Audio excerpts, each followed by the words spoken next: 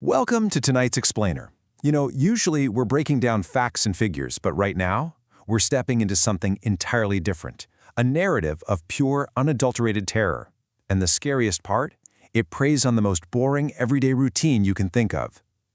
We're going to retrace a nightmarish journey that starts totally normal and just spirals into the absolute unthinkable.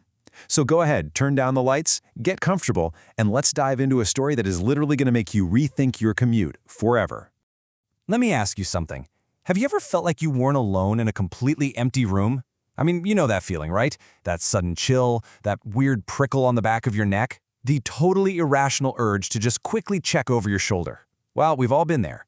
But I want you to take that fleeting moment of creeping paranoia and imagine trapping it inside a moving metal box in the dead of night. Because that is exactly where we meet our protagonist, a guy named Tushar. Okay, let's dive into this. The setting here is honestly incredibly relatable, but it instantly feels hostile. Picture this, a stormy night, the final bus home. It's a scene we can literally all visualize in a heartbeat. Tushar is just your regular guy, right? He's just trying to get out of this heavy, punishing rain. He's exhausted, he's soaked to the bone, and he hops on the absolute last transit of the night. It's supposed to be just a simple, unremarkable ride. He pays his fare, shakes the water off his coat, and is just so immensely grateful for the shelter. But, oh man, this simple ride is about to turn into a terrifying ordeal. And this brilliantly illustrates the timeline of our descent into madness. Just look at how this trap slowly closes. At 11:45 p.m., Tushar boards. It's quiet, it's completely normal. But then, 12:15 a.m. hits, and the atmosphere fundamentally shifts. The very first shadows start flickering right at the edges of his vision. Fast forward to 1 a.m., and the horrific realization fully sets in. There is absolutely no way out. You see, Tushar doesn't just instantly realize he's in danger. No, the horror creeps in slowly, minute by agonizing minute, mile by mile, down this desolate, rain-slicked road. Now, when Tushar first stepped onto that bus, the defining feature was just how empty it was. Think about the sensory experience for a second. You've got the relentless drumming sound of the storm just battering against the wet windows. The rhythmic, kind of mechanical hum of the engine right beneath his feet. Those weird fluorescent lights flickering overhead. For Tushar, this emptiness is at first a massive relief. He's got the entire space to himself to just dry off and decompress. So he closes his eyes, totally lulled by the motion of the vehicle, feeling utterly, peacefully isolated. Right until it wasn't. This sheer, impossible abruptness of this shift is just staggering.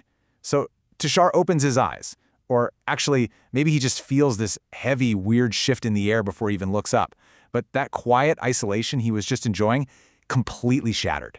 The bus that was totally empty literally just moments ago is drastically, impossibly changed. It's that exact kind of sudden realization that makes your stomach just drop and your heart hammer against your ribs. Let's actually break down the exact anatomy of this terror, because it happens in stages. First up, the sudden drop in temperature. The air just grows unnaturally cold, like the kind of freezing cold where you can suddenly see your own breath hanging in the air. Second, the unexplained crowds. Literally one moment the seats are completely bare, and the next, the bus seems to be alive. It's shifting wildly between being totally empty and then suddenly packed shoulder to shoulder with these phantom passengers. And third, honestly the most terrifying element, the deafening silence. Even though he's surrounded by this dense crowd, there's no chatter, no shuffling feet, not even the sound of breathing, just this unnatural, suffocating silence. And right in the middle of this dizzying, horrific shift between being totally alone and completely suffocated, that unnatural silence is finally broken. Out of nowhere, a mysterious old man just materializes out of the shadows right beside Tushar, and he leans in and delivers this chilling warning. You shouldn't be here. They never leave this ride. I mean, just imagine hearing those words whispered over the howling storm outside. This old man is the only entity actually acknowledging Tushar's presence, completely confirming his absolute worst fears.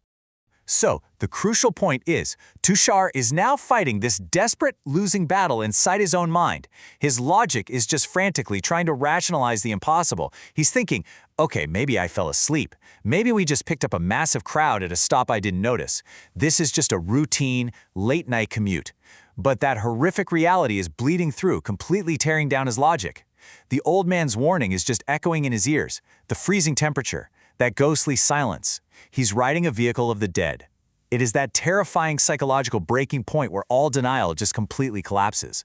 And once that denial collapses, logic just fails entirely. Pure, claustrophobic panic completely takes over. Tushar acts on raw survival instinct. He just knows he needs to escape right now. So he lunges for the exit, but the doors, they're sealed shut. They won't budge even an inch. He spins back around to find that mysterious old man, just desperate for some kind of help or even an explanation. But the old man has completely vanished back into the shadows, leaving Tushar entirely alone to face this ghostly reality. And then, the phantom passengers slowly turn towards him. He is completely, inescapably surrounded by trapped souls. Which brings us to the terrifying climax of Tushar's journey, a one-way ticket with the spirits of the dead. He's finally uncovered the true, horrifying secret of this transit line. It isn't taking him home to his neighborhood. It is literally a purgatory on wheels, just endlessly driving through the stormy night. These phantom passengers, they aren't commuting to a destination at all. They are trapped on this ride forever. And now, the doors are locked tight, the engine is humming along, and Tushar is trapped inside with the deceased. No way out. Wow, we've mapped out Tushar's horrific night, right from that mundane relief of escaping the rain, all the way to the absolute terror of uncovering a ghostly purgatory.